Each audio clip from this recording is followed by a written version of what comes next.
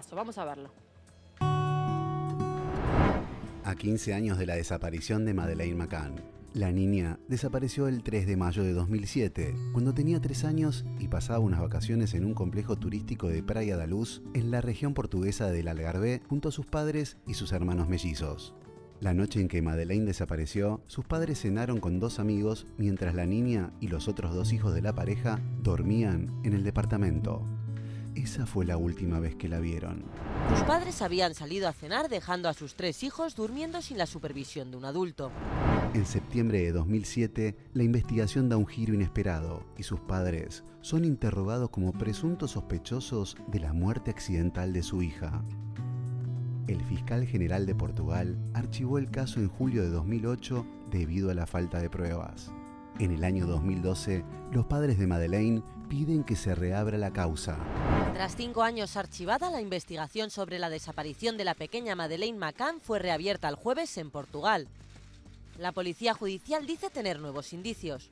Un diario portugués publicó que seguían la pista de un posible secuestro organizado por una red de pederastas.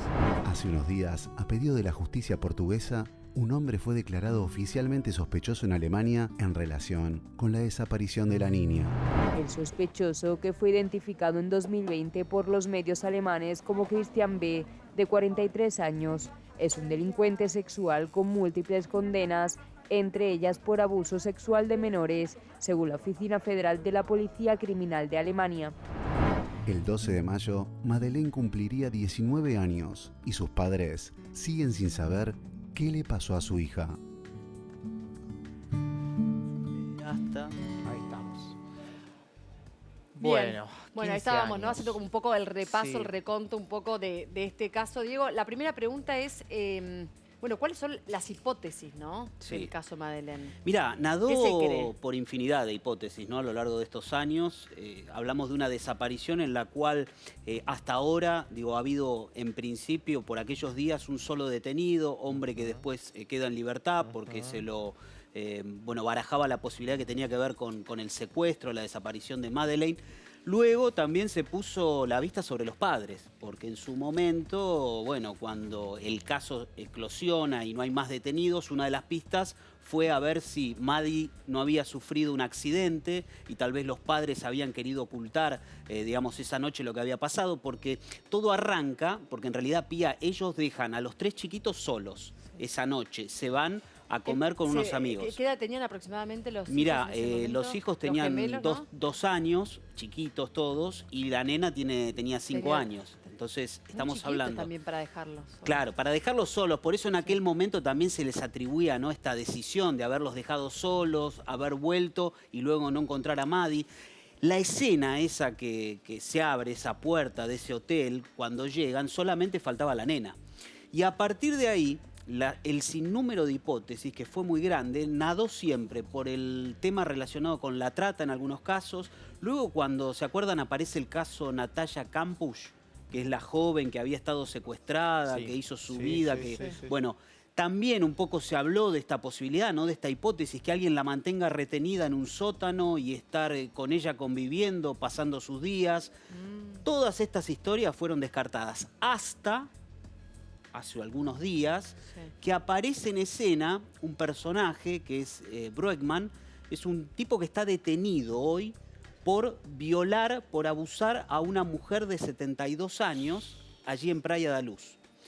Pero ¿qué pasa? Lo empiezan a relacionar porque en los últimos días se presenta un amigo que supuestamente había estado en contacto con él por aquellos días en un bar, y dice y cuenta que él le había mostrado incluso él vivía como una especie de lugar, ¿vieron? Es típico de las películas de esas personas que viven en los tráiler, que van por los pueblos. Sí, claro. Bueno, vivía en un pueblo, vivían ahí en Praia da Luz, iba pasando por los diferentes pueblos y le había mostrado a este hombre que tenía lugar para hasta guardar niños, dijo en ese momento. Se dedicaba a la venta de drogas, tenía que ver un poco su submundo con este tema de la pedofilia, porque cuando allanan la casa, encuentran 8.000 imágenes circunstanciales de chicos, ¿no?, que habían sido subidas a las redes. Él ahora está detenido. Pero lo que ocurre es que cuando empiezan a investigar para atrás, se dan cuenta que por aquellos días en que Madi desaparece, él había estado en esa zona y su teléfono celular se había activado en ese lugar. Por eso ahora es muy sugestivo todo, ¿no? Diego, cuando una persona desaparece y pasan los años y la justicia investiga y nunca dan con el paradero, en este caso de Madi, ¿se puede hablar de una ineficiencia, una inoperancia por parte de la justicia? Mira, lo que ocurrió acá básicamente tiene que ver con que la que investigaba en aquel momento era la policía de Portugal. Sí. Obviamente que esos turistas que eran los papás de Madi no tenían muchos elementos, muchas herramientas, se perdieron momentos principales, ¿no? Para tratar de encontrarla, porque entre que hacen la denuncia, entre que comienzan a buscarla, ahí se pierden momentos vitales. Hubo posibilidades, como siempre, de allanar lugares, de tener pistas, de seguir de cerca el hilo de alguna pista. Lo que pasa es que en esos primeros momentos en los que Madi era buscada, fíjate vos que la causa la cierran a eso de 3 meses de la búsqueda. Claro. Y después, Queda archivada. listo, queda archivada, nada más. Después se vuelve a reabrir, los padres lanzan esta fundación mundial, empiezan a recolectar plata para que, bueno, se pueda buscar a Madi internacionalmente. Claro. Más allá de todo eso, luego hubo 7 años y medio en los que la causa no tuvo ni un solo dato. Nada. Y después, nuevamente, con el correr del tiempo, Se reactiva. se reactiva, pero también se empieza a sentar las bases sobre ellos mismos, que también fueron investigados. Claro. Eso te iba a preguntar, ¿por qué es que en un momento la justicia puso la mira en los padres?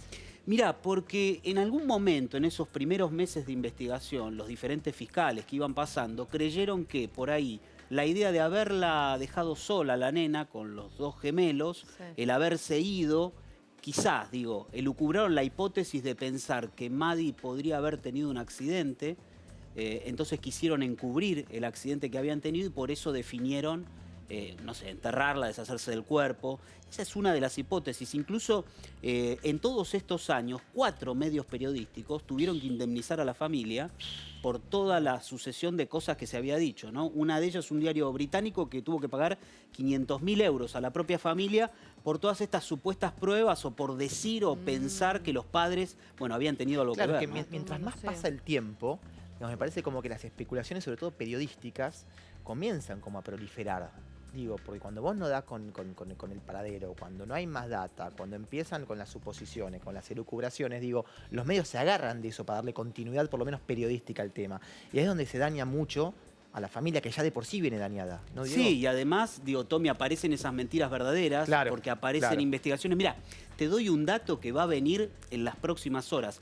La cadena AMC Sí. va a estrenar un documental en pocos días, porque se cumplen el día 3 de mayo, donde le hacen una nota al principal sospechoso hoy detenido. Él ahí da su primera versión de los hechos y la va a contar. Supuestamente lo que están anticipando desde los que hicieron este documental es que ahí él va a poder salvar su coartada. Claro. Es decir, que entrega pruebas, su Claro. elemento. O sea, fíjense hasta dónde se mediatiza la historia, ¿no? Claro. Que periodísticamente se promete la palabra del principal sospechoso hoy como un tipo que, bueno, va a contar su verdad, supuestamente. Pero además, digamos, para que un poco podamos reconstruir cómo fue esa situación, hasta ahora, ¿qué elementos hay contra él?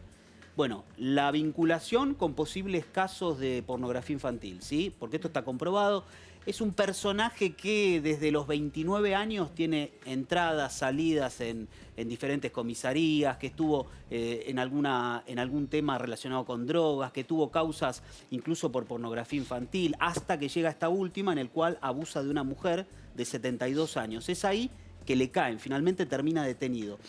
Ahora, cuando vayan a rever parte de esas pruebas, elementos fundamentales que pueden llegar a encontrar o que la justicia dice, nosotros tenemos en concreto esto, y por eso lo procesaron, ¿no?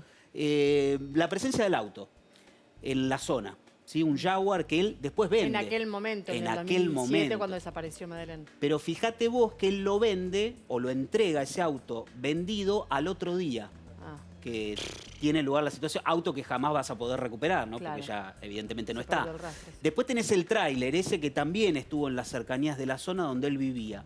Y tenés un teléfono celular que supuestamente pudieron reconstruir, que se activa y mantiene una charla con un tipo que después cuando lo fueron a cotejar está relacionado con redes de trata. Él ahí habla por espacio de media hora.